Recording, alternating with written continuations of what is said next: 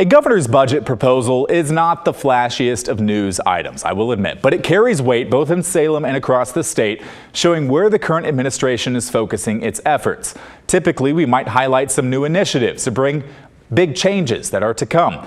In this case, Governor Kotek didn't even give us that luxury, repeatedly saying that this proposal is a continuation of the state's current work, a stability budget, in her words, and she's doubling down on her priorities. There's no surprises here. These are the priorities I've talked about since day one. I'm going to continue to talk about them. We need to stay the course. I think sometimes I worry. They'd be like, oh, we did that. We should move on. It's like, we're not done. Normally you see governors like, here's my list of new stuff. We're not talking new folks. We're talking about staying the course on the stuff that works. So what are those priority areas? Kotek lists 3: homelessness and housing, behavioral health, and education. Her budget proposal for 2025 through 2027 calls for billions of dollars to go to these 3 areas.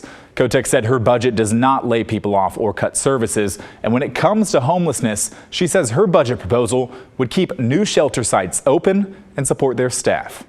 If we continue at this pace, the equivalent of nearly 1 in 3 Oregonians experiencing unsheltered homelessness on my first day in office will be rehoused by the end of my first term. Oregon has a growing mental health crisis, one that I've been following for years in my Uncommitted series.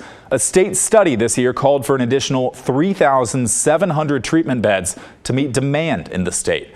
Kotek's budget gets nowhere near that number, but would fund part of that expansion.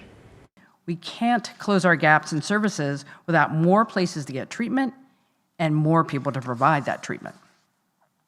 The state currently has a goal of an additional 465 treatment beds by the end of 2026, and my budget deepens this commitment with investments for another 363 treatment beds. The budget proposal also includes a $600 million increase to the state's school fund and supports free school meals for every child, a piece of legislation we often heard about during the run-up to this past election from Democratic VP candidate Tim Walz. Kotek has also called lawmakers to Salem this month for a special session to sort out wildfire funding.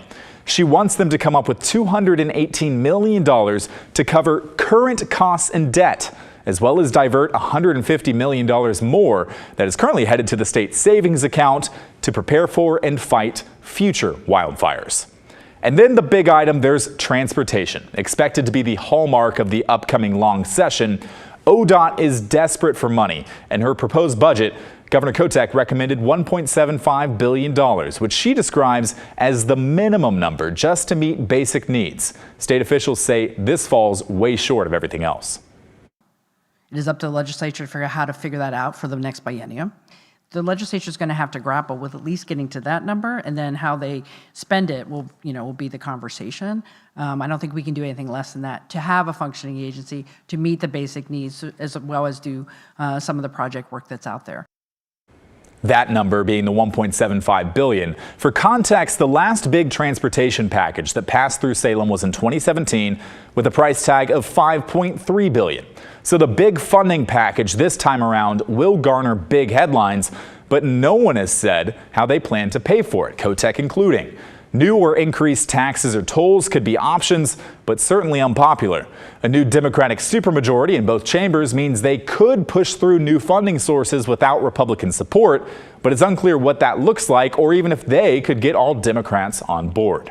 This afternoon, Republicans criticized Kotek's proposed budget, saying it relies too much on expanded government programs and unchecked spending. Senate Republican leader Daniel Bonham said Governor Kotek's proposal doubles down on the same failed strategies that have left Oregonians struggling. More government spending and bureaucracy won't fix Oregon's housing crisis, homelessness epidemic, healthcare affordability, or student success. It'll make these issues worse. He went on, they say the governor proposes and the legislature disposes. Thankfully, this political statement of a budget will face legislative scrutiny because it ignores the real needs of Oregonians. And House Minority Leader-elect Christine Drazen released a statement late this evening that says in part, this budget has no new ideas and no new vision.